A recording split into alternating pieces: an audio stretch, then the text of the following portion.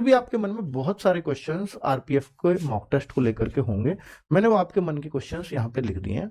ये आरपीएफ में कितना स्कोर काफी होगा, अगर आप ये देखो कि आपका 120 का पेपर है बच्चों, कितने का 120, तो 120 में से कितना स्कोर काफी होना चाहिए आरपीएफ के लिए।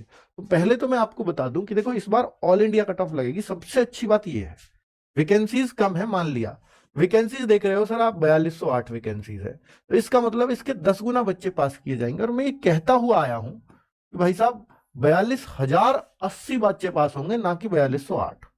तो आपका जो टारगेट है कि आप एग्जाम में कमजोर हैं, पढ़ाई में कमजोर हैं, और आप सिर्फ इस बात से डर रहे हैं कि 4000 में मेरा नंबर नहीं आ सकता। कि बहुत सारे ऐसे बच्चे होंगे कि भाई यूपी पुलिस में जो है मैं 60,000 में मेरा नाम नहीं आया, तो मेरा इन 4000 में कैसे आएगा।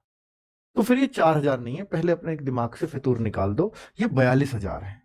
क्यों है 42,000, इसका कारण मैं बता चुका हूं कई बार कि ये 42,000 किए जाएंगे एग्जाम में पास, एग्जाम में पास। और ये बच्चे मारेंगे फिजिकल, और फिजिकल के लिए उन्होंने वैकेंसी से बोला है कि सिर्फ 10 गुना बच्चे लेंगे हम।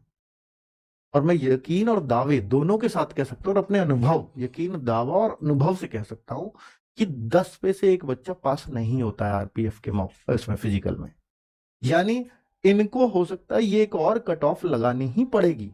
और ऐसा भूतकाल में पास्ट में हुआ है, जब भी ये वैकेंसी आई है, कि जब जब इन्होंने 10 गुने किए हैं तो इनको एक और लिस्ट लगानी पड़ी है कि भैया ये तो इतने पास ही नहीं हुए।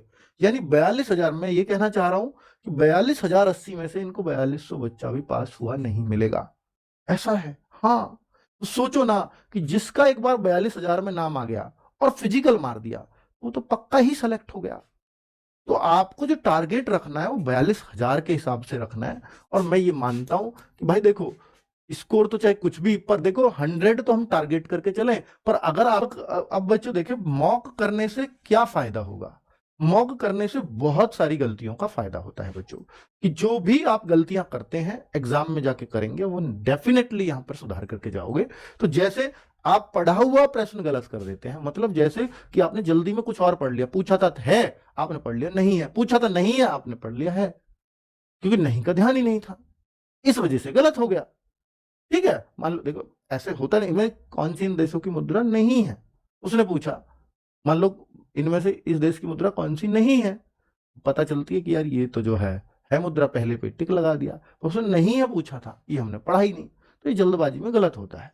ठीक है, तो ऐसे एक मैथ्स में हो जाता है, मान लीजिए एक बड़ा सा क्वेश्चन है और उस पर करके लिख रखा है इसका जो उत्तर आए उसका वर्गमूल बताओ, यानी ये सॉल्व करके जो है उसका वर्गमूल बताओ। आपने वो बात पढ़ी नहीं, आपने सॉल्व किया उत्तर लगा दिया, आया 4, पूछा था आगे उसका वर्गमूल करना है, 2 होना चाहिए था, आप 4 लगा के आ गए। ऐसी गलतियां, इसको बोलते हैं सिली मिस्टेक। यह हम, हमारी जो प्रैक्टिस है, हमने कभी ध्यान ही नहीं दिया कि हम ऐसी गलतियां भी करते हैं।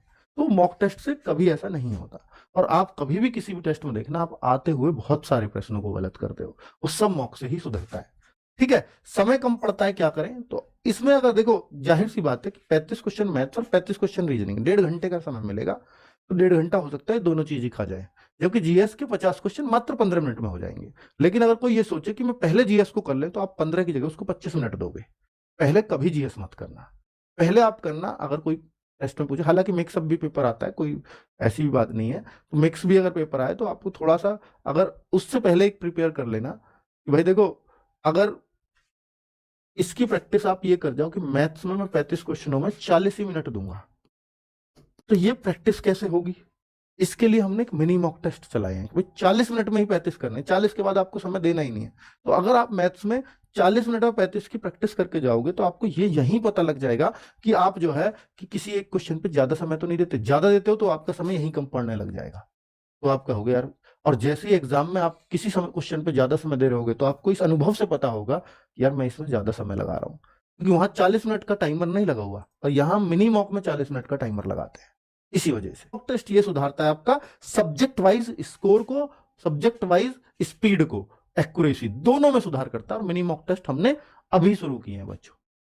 ठीक है, जिस दिन भी ये डेट आई थी उस दिन से, यानी 31 तारीख से हमने मिनी मॉक आपके रेगुलर स्टार्ट कर दिए हैं। तो आप मैथ्स का, रीजनिंग का एक दिन, अगले दिन जीएस का, तो इस तरह से। और वो टाइम हमने फिक्स रखा है, 40 मिनट मैथ के, 35 मिनट के रीजनिंग के, 35 में 35 रीजनिंग में। ठीक है, और ऐसे ही आपने जीएस में हमने ऐसे ही टाइम रखा है कि 15 मिनट में जीएस करनी ही करनी है।